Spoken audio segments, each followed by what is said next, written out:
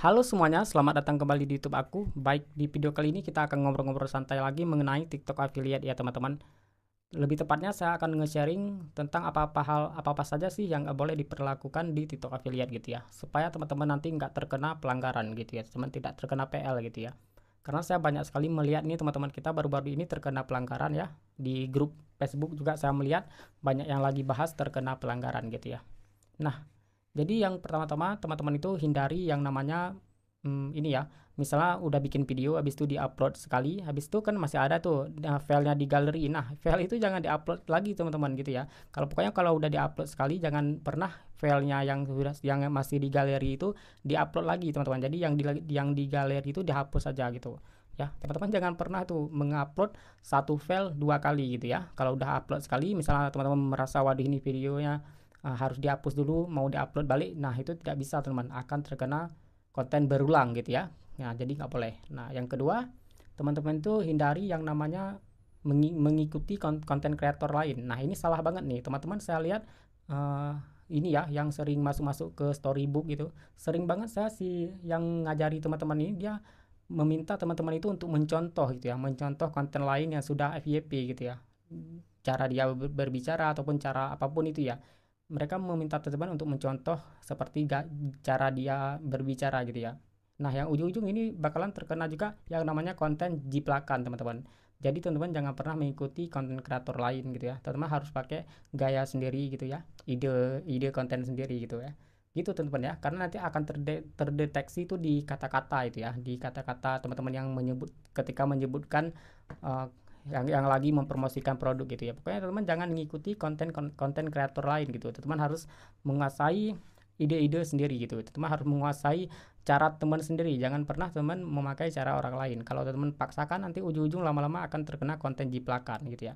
Makanya teman-teman juga harus pintar-pintar nyari suhu gitu ya. Jangan ngasal cari suhu gitu. Jangan ngasal cari suhu yang hanya minta teman untuk join kelas gitu ya. Dia udah dapat uang, udah gitu. Jangan seperti itu. Jadi teman-teman, saran saya ini jangan pernah ngikuti suhu-suhu yang nggak jelas gitu teman-teman ya. Dan juga saya mau saranin gitu ya, daripada teman-teman itu join storybook gitu ya, lebih baik teman-teman pelajari dulu cara editing video gitu, itu yang lebih utama karena ini konten jualannya itu di media sosial, kita itu menggunakan handphone untuk memvideokan produk gitu ya. Teman-teman harus ini ya, harus mempelajari dulu gitu cara-cara kita mengedit video gitu ya.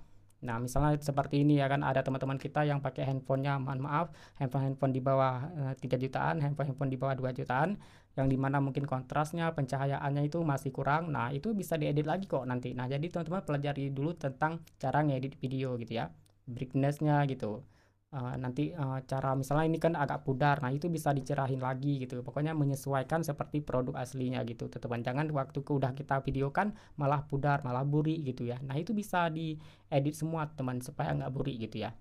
Nah, misalnya seperti ini ya. Ini teman-teman mungkin melihat ini di belakang saya hitam banget gitu ya. Jadi videonya agak lebih cerah gitu ya, lebih apa itu eh, apa itu pencahayaannya lebih ke wajah saya gitu ya, di belakang hitam. Tapi ini udah saya edit gitu. Kalau nggak saya edit seperti ini. Nah, ini kalau nggak saya edit bawaan dari handphone saya seperti ini. Ketika saya udah edit seperti ini. Nah, gitu ya teman-teman. Jadi teman-teman, saran saya daripada join storybook mending pelajari dulu cara editing video. Karena teman-teman itu ini ya, teman-teman itu konten kreator affiliate gitu ya, yang dimana teman-teman itu memvideokan produk gitu ya. Kalau produk teman-teman kelihatannya nggak bagus gitu ya, nggak cerah, nggak terang gitu ya, nggak jernih, ujung-ujung orang-orang akan skip gitu ya. Teman-teman mungkin bisa lihat GMV saya ya, ini yang hari ini teman-teman bisa lihat ya, udah 4 juta lakunya ya, yang hari ini aja gitu ya.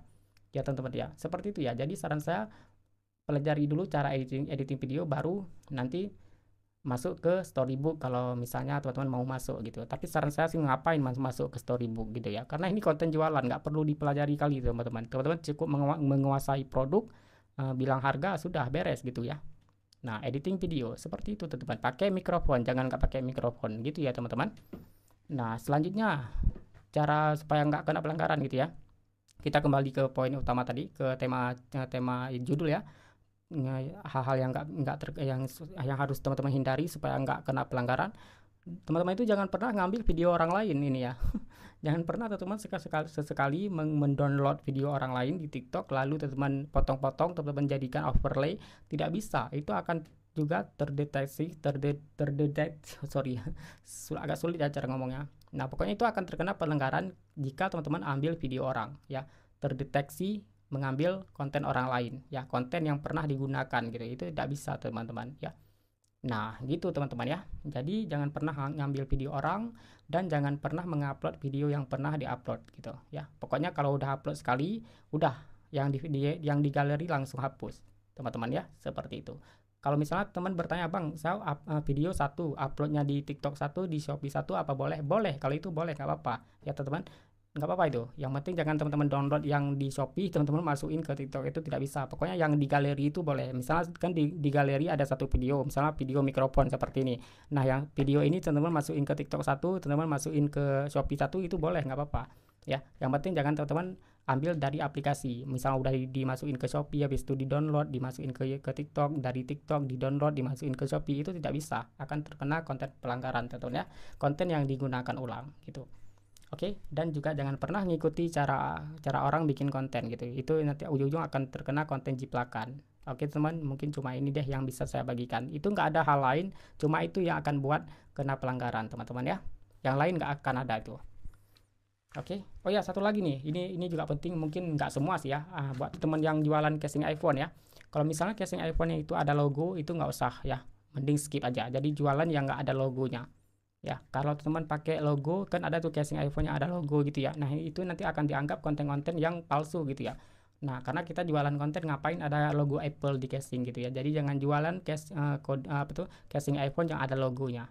Kecuali di live teman-teman boleh tutup pakai jempol seperti ini. Tutup pakai jempol kalau misalnya ada logo Apple-nya. Oke, teman-teman. Jadi cuma ini yang bisa saya bagikan di video kali ini. Buat teman-teman semangat terus kontennya. Oke? Bye-bye.